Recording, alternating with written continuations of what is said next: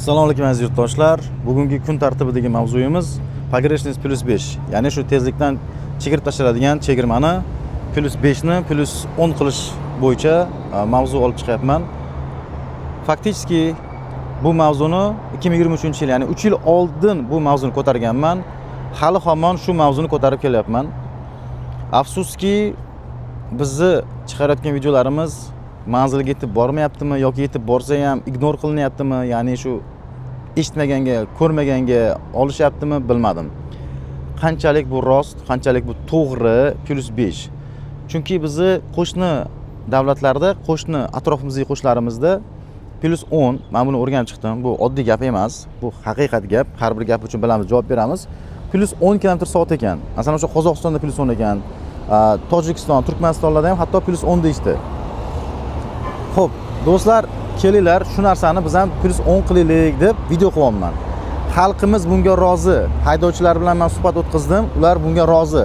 Lekin nima uchun haligacha xalq rozi bo'lib turgan narsaga ayrim bir tepada o'tirgan insonlar norozi?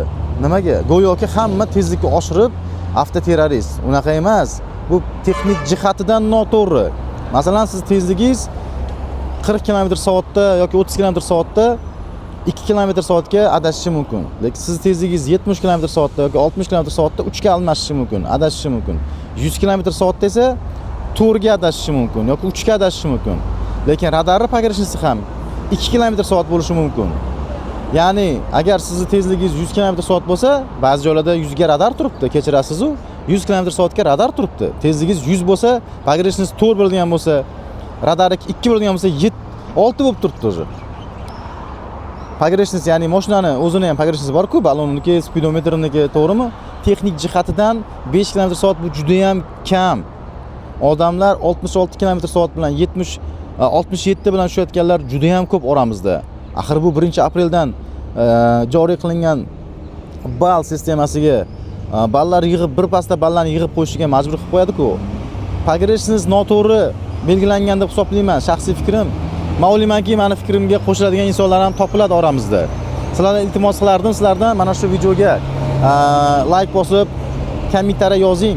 Bu shunchaki obunachi ko'paytirish uchun qilinayotgan video emas. Ba'zi bir insonlarga o'xshab, ba'zi bir blogerlarga o'xshab.